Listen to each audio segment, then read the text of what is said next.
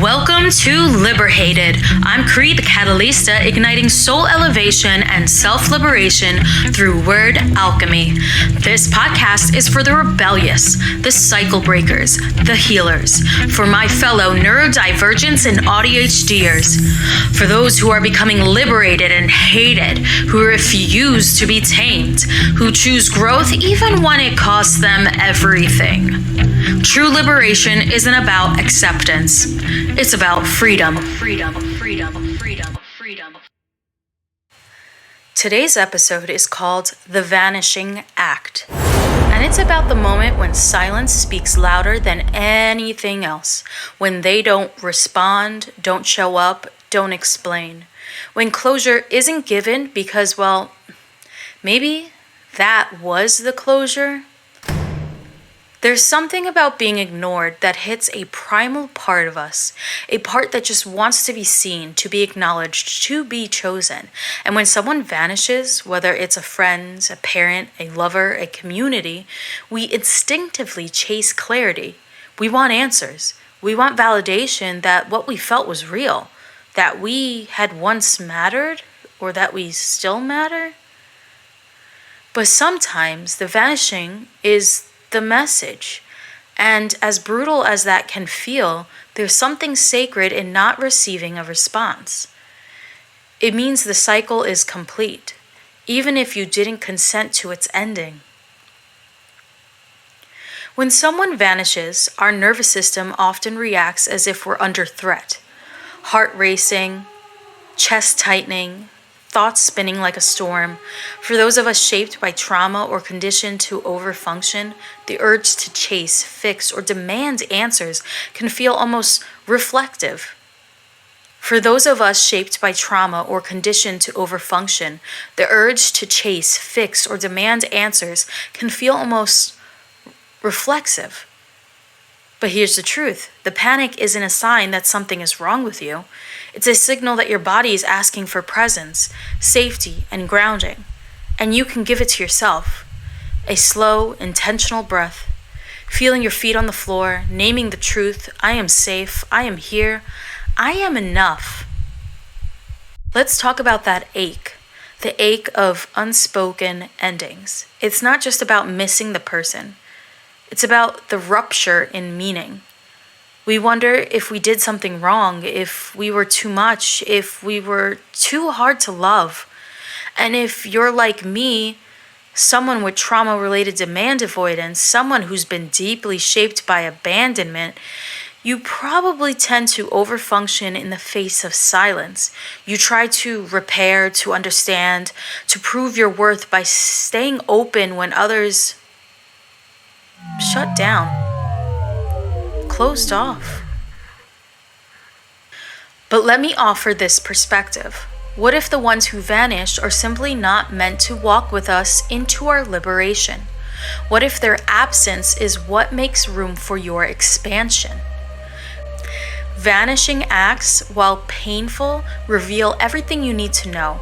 If someone disappears when you grow, when you express a need, when you set a boundary, or when you shine too brightly, they weren't there for you.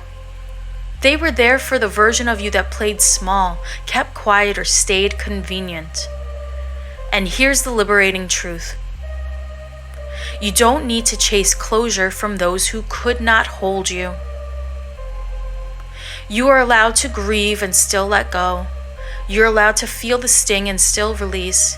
You're allowed to be heartbroken and still reclaim your power. Some people were chapters, not the whole book. Some connections were meant to wake something up in you, not walk with you forever.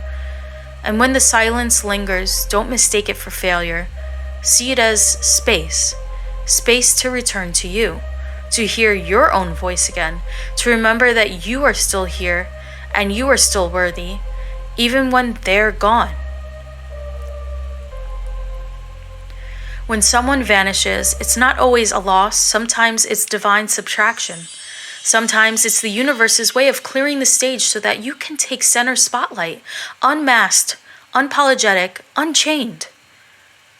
So if you're sitting in the echo of someone's silence right now, I see you.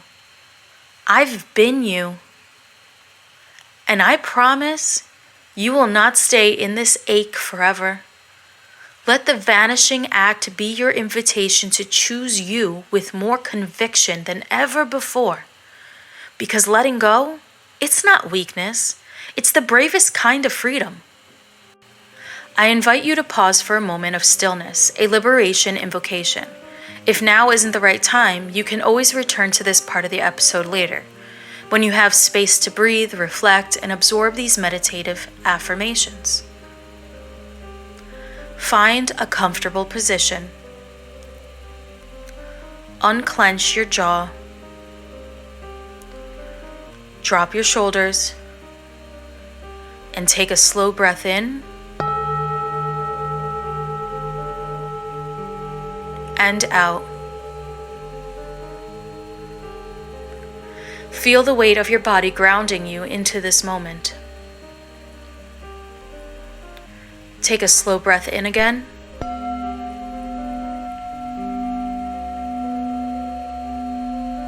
And out. You don't need their response. You don't need their approval. You just need to be here, exactly as you are. Please repeat after me. I am enough even when they vanish. Their silence does not define my worth. I release what no longer serves me. I reclaim my energy, my joy, my voice.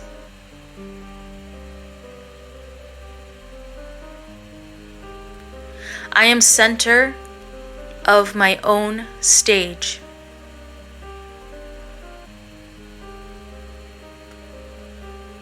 I am unmasked. I am unapologetic. I am free.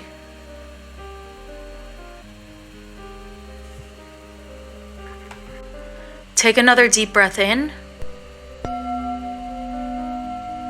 Hold. And forcefully let it out.